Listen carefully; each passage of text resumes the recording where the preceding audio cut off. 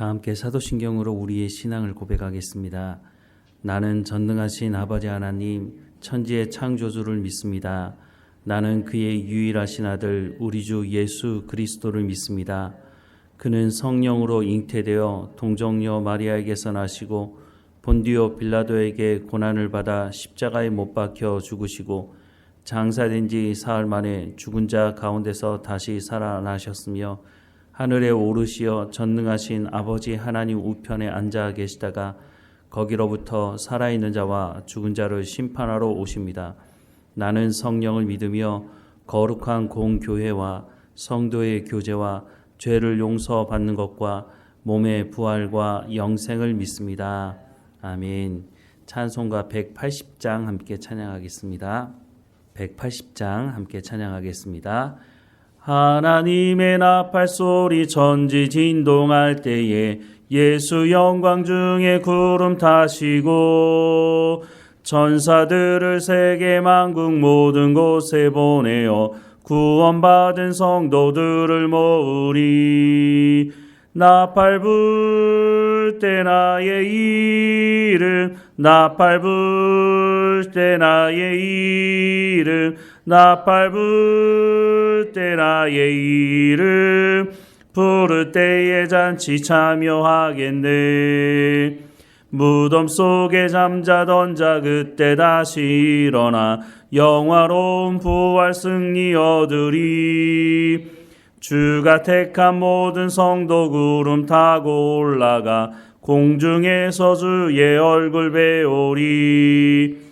나팔 불 때 나의 이름, 나팔 불 때 나의 이름, 나팔 불 때 나의 이름, 부를 때에 잔치 참여하겠네. 주님 다시 오실 날을 우리 알 수 없으니 항상 기도하고 깨어 있어서 기쁨으로 보좌 앞에 우리 나가서도록 그때까지 참고 기다리겠네. 나팔 불 때 나의 이름, 나팔 불 때 나의 이름, 나팔 불 때 나의 이름, 부를 때에 잔치 참여하겠네. 아멘. 오늘 하나님께서 우리에게 주시는 말씀은 사도행전 6장 8절에서 15절까지 말씀입니다. 사도행전 6장 8절에서 15절까지 말씀 우리 함께 읽겠습니다. 스데반이 은혜와 권능이 충만하여 큰 기사와 표적을 민간에 행하니 이른바 자유민들 즉 구레네인 알렉산드리아인 길리기아와 아시아에서 온 사람들의 회당에서 어떤 자들이 일어나 스데반과 더불어 논쟁할세 스데반이 지혜와 성령으로 말함을 그들이 능히 감당하지 못하여 사람들을 매수하여 말하게 하되 이 사람이 모세와 하나님을 모독하는 말을 하는 것을 우리가 들었노라 하게 하고 백성과 장로와 서기관들을 충동시켜 와서 잡아가지고 공회에 이르러 거짓 증인들을 세우니 이르되 이 사람이 이 거룩한 곳과 율법을 거슬러 말하기를 마지 아니하는도다. 그의 말에 이 나사렛 예수가 이곳을 헐고 또 모세가 우리에게 전하여 준 규례를 고치겠다 함을 우리가 들었노라 하거늘 공회 중에 앉은 사람들이 다 스데반을 주목하여 보니 그 얼굴이 천사의 얼굴과 같더라. 아멘. 복음을 전하는 사람들을 공격하는 것은 어제 오늘 일은 아닙니다. 복음을 전하는 곳에 물론 복음을 받아들이는 사람도 있지만 복음을 거부할 뿐만 아니라 복음을 전하는 사람들을 박해하는 사람들은 예나 지금이나 있어 왔죠. 예수님을 십자가에 못 박아 죽인 사람들, 그 사람들은 여전히 권력을 가지고 있었습니다. 스데반을 죽이려고 하는 그 사람들이 바로 예수님을 잡아 죽이려 했던 그 사람들이었다고 하는 것이죠. 예수님께서 어떻게 십자가에 못 박혀 죽으셨느냐? 마가복음 14장 55절부터 59절 말씀에 보면 대제사장들과 온 공회가 예수를 죽이려고 그를 칠 증거를 찾되 얻지 못하니 이는 예수를 쳐서 거짓 증언하는 자가 많으나 그 증언이 서로 일치하지 못함이라. 어떤 사람들이 일어나 예수를 쳐서 거짓 증언하여 이르되 우리가 그의 말을 들으니 손으로 지은 이 성전을 내가 헐고 손으로 짓지 아니한 다른 성전을 사흘 동안에 지으리라 하더라 하되 그 증언도 서로 일치하지 않더라 라고 말씀을 하고 있습니다. 예수님을 십자가에 못 박아 죽일 때 사람들이 거짓 증언을 했죠. 거짓말하는 사람들을 세워서 예수님이 거짓말을 했고 하나님을 모독했다라고 하는 것을 뒤집어 씌워서 결국은 십자가에 못 박아 죽이게 됐죠. 오늘 우리가 살아가는 이 시대도 앞서 말씀을 드렸지만 똑같지 않습니까? 복음을 전하는 사람들을, 하나님의 말씀을 전하는 사람들을 박해합니다. 그런데 그 과정 속에서 예수님을 십자가에 못 박아 죽였던 것처럼, 그 과정 속에서 거짓말을 했던 것처럼 이런 여러 가지 거짓말들을 동원해서 예수 믿는 사람들을 박해하고 거짓말쟁이라고 뒤집어 씌우는 것이죠. 오늘 본문에 등장하는 스데반도 마찬가지입니다. 그런데 왜 스데반일까 하는 생각도 해봅니다. 스데반은 구제를 담당하는 7명 중에 한 사람으로 뽑힌 사람이었습니다. 그런데 다른 사람들도 열심히 일했겠지만 스데반이 눈에 띄게 다른 사람에게 일 열심히 하는 사람으로 보여졌을 것입니다. 그러면 복음이 더 전해지지 못하도록 하려고 하는 사람들의 입장에서는 눈에 띄는 사람, 열심을 다하는 사람, 그런 사람을 잡아서 죽여야 그 효과가 있지 않겠습니까?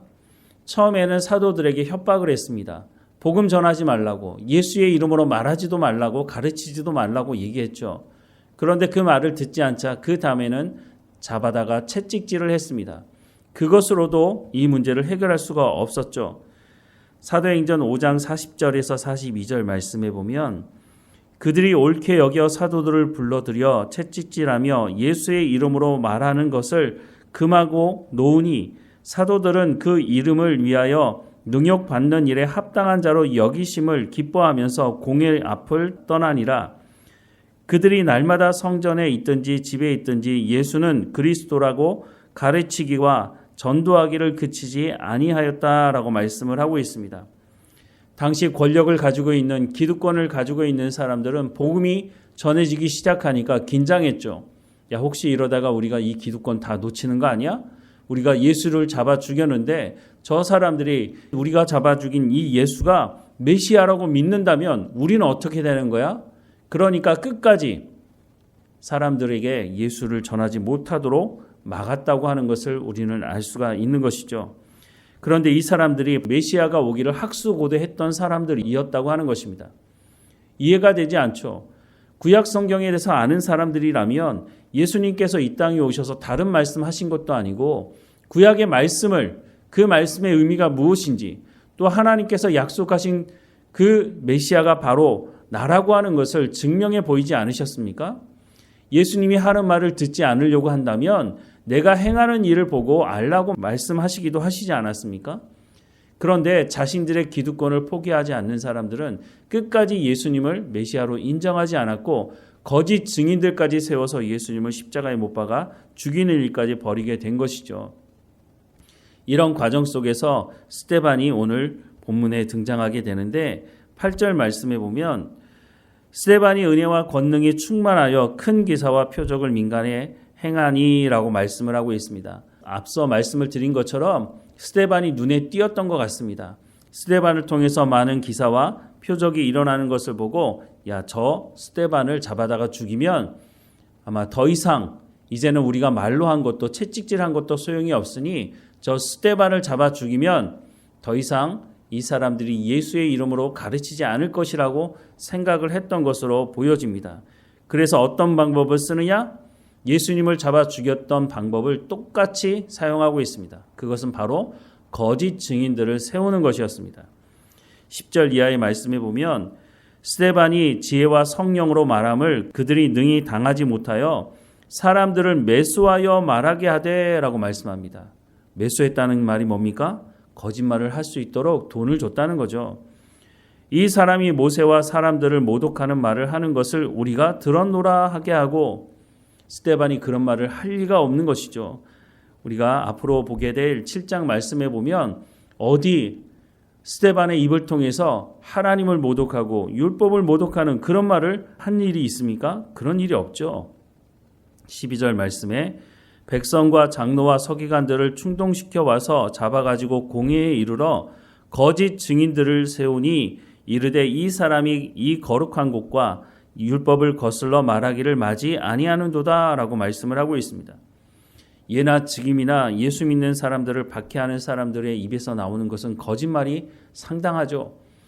당시에 스데반을 죽이기 위해서 사람을 매수하기도 하고 거짓말을 하는 사람들을 세웠지만 이들의 말로는 사실은 스데반을 잡아 죽일 수 있는 조건이 없는 것이죠.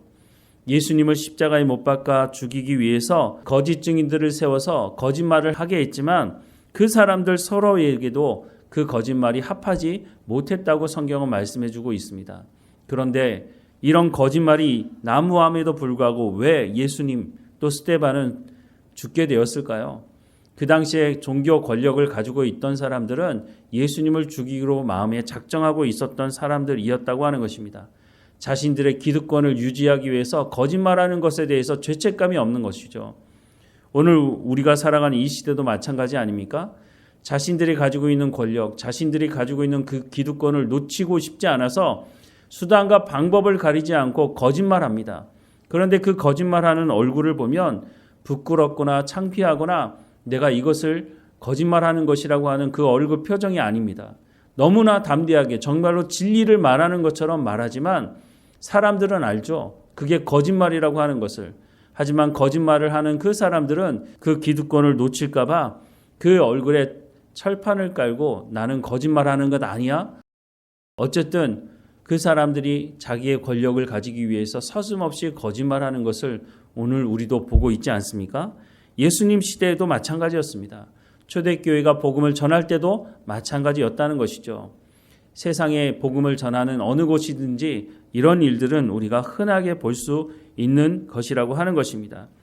히브리서 11장 36절에서 38절 말씀에 보면 또 어떤 이들은 조롱과 채찍질 뿐 아니라 결박과 옥에 갇히는 시련도 받았으며 돌로 치는 것과 톱으로 켜는 것과 시험과 칼로 죽임을 당하고 양과 염소의 가죽을 입고 유리하여 궁핍하고 환난과 학대를 받았으니 이런 사람은 세상이 감당하지 못하느니라 그들이 광야와 산과 동굴과 토굴에 유리하였느니라 라고 말씀을 하고 있습니다. 이런 사람들이 끝까지 복음을 지킨 사람들 아니겠습니까? 그래서 오늘 우리가 이런 사람들을 통해서 복음을 듣게 된 것입니다. 그런데 뒤돌아보면 스데반 앞에서 거짓말하던 사람들, 예수님을 십자가에 못 박아 죽이기 위해서 거짓말하던 사람들, 그 사람들 다 어디로 갔습니까? 시간이 지나면 그것이 거짓말인지 그것이 진리인지 판별이 되는 것이죠. 진리의 말씀을 붙들고 있는 사람들은 끝까지 그 말씀을 포기하지 않습니다. 순교하는 그 현장에서도 예수님을 부인하지 않고 그것이 진리라고 하는 것을 자신의 생명을 내어 놓음으로 증명하니 거짓말하는 사람들이 어떻게 이것을 감당할 수가 있겠습니까? 오늘 우리가 살아가는 이 시대도 마찬가지입니다. 우리가 복음을 전할 때 복음을 거부하고 박해하는 사람들을 만날 수 있습니다. 거짓말에 속아 넘어가고 있는 사람들, 우리는 그들 앞에서 우리가 전하는 이 복음이 거짓말이 아니라고 하는 것을 우리의 입술로 증언할 뿐만 아니라 우리의 삶을 통해서 증언해야 한다고 하는 것입니다. 시간이 지나고 나면 무엇이 거짓말이고 무엇이 진리인지 그 사람들도 알게 될 것이라고 하는 것입니다. 오늘 본문 마지막에 보면 스데반의 얼굴이 무엇과 같다고요? 천사와 같다고 말씀을 하고 있습니다. 그곳에 모인 사람들이 스데반의 얼굴을 보면서 두려움에 떨고 있는 모습이 아니라 천사와 같이 그 얼굴을 하고 있는 모습을 보면서 오히려 그 거짓말하고 스데반을 잡아 죽이려고 하는 사람들은 부끄러운 마음을 가지게 되었을 것입니다.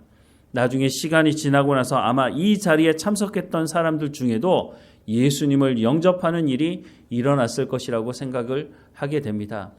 우리가 살아가는 삶의 현장에서 우리가 믿고 있는 예수님이 거짓으로 만들어진 존재가 아니라 진리의 말씀을 전하시는 분이시고 예수님이 이 땅에 오셔서 우리 가운데 생명을 주시고 우리 가운데 구원을 허락해 주신 분이라고 하는 것을 우리가 분명하게 믿고 우리가 담대하게 살아가야 할 것입니다.